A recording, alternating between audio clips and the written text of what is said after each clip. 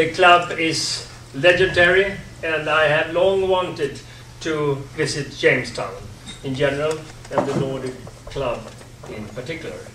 Now it happened with the help of an invitation for Tjogondedag Knut and a lot of emails from my old friend Hans Bergström. I know that one day of visit is not enough, and that my wife and I should have come here long before, but we have promised a lot of people, a lot of friends here today, that we will be back during summertime in some sort of festivities and good company. Midsummer, for example. Not a bad example. But we have certainly had a most stimulating and impressive day of orientation about Swedish heritage here in Jamestown. In different forms: industry, culture, civic life, visit to the Swedish consulate, of course, Jamestown Community College, and the Roger Torrey Peterson Institute, among other things. And I am, as you all can understand, tremendously glad and impressed to see that it is so alive up here still today. I happened to run upon an article from 1915 about the Nordic Club, published in the American Scandinavian Review.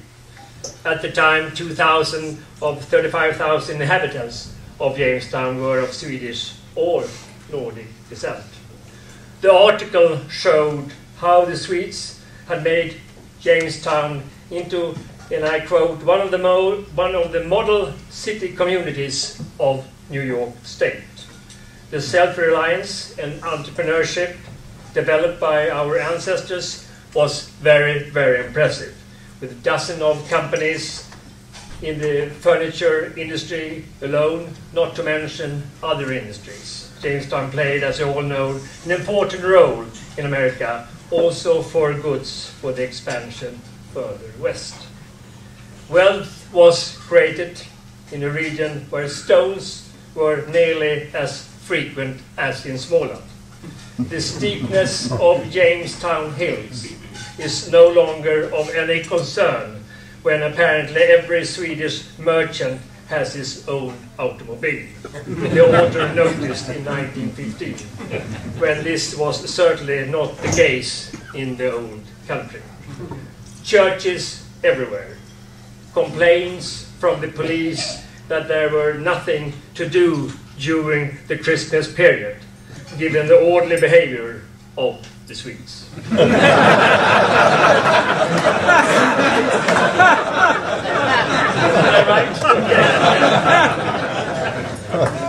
Jamestown, under a mayor of Swedish descent, also became a model city in pure water, electricity, and social policies. When we today pay tribute to and show pride in the Swedish heritage, it is, I think, not only nostalgic. It is also a way of celebrating and promoting the strong values of our forefathers. Work hard, be entrepreneurial, show self-reliance, stay honest, do not lie, be active in building a community via churches and other expressions of civic involvement. We need these values today, since we all feel that they are all challenged. Let me report from the current events that none of the Nordic countries have been drawn into, and I now is talking about the financial mess of Europe, what is also commonly called a sovereignty crisis. Not only banks, but also countries have run themselves into a debt situation where they have to be bailed out. You may have heard of the label of PIGS, an abbreviation for the worst European problem cases: Portugal, Italy, Ireland, Greece, and Spain. The problem has been accelerated by the lack of trust in the facts presented by some of the countries.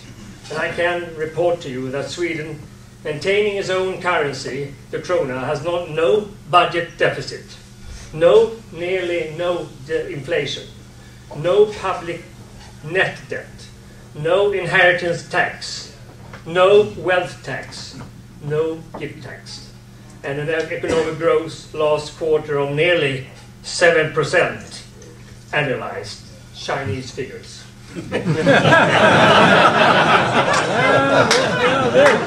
Even if Sweden currently is the most successful, also Finland, Norway and Denmark have good order in their books. The Nordic tradition of honesty, transparency and taking responsibility has its merits also in public accounting. Let me just say a few words about what we are doing in Washington, D.C., the nation's capital, when it comes to public diplomacy. During this fall, the embassy in Washington, D.C. hosted a number of seminars dealing with energy, infrastructure, and environment as part of the 11th program theme since we moved into the House of Sweden in October 2006. And the House of Sweden, for you who don't know it, is our new home in the United States, and our embassy, and the only embassy in the nation's capital of the Potomac. During these themes, over 250,000 visitors have passed through our doors to take part in seminars, enjoy exhibitions, listen to concerts, and much, much more. And I am proud to say that 350,000 readers of the Washington Post voted us the best embassy 2010 in Washington, D.C.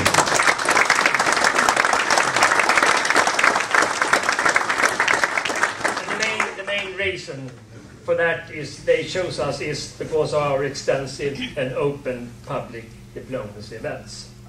With this, I once again want to say thank you so much for inviting me and also my wife, and most of all express a deep, deep gratitude as a representative of Sweden in the United States for your excellent and important endeavors in keeping the Swedish heritage and values alive, also for the future generations. So if you can give me the snaps. Right. So for that, skål for the Nordic Club. Down the hatch. Thank you.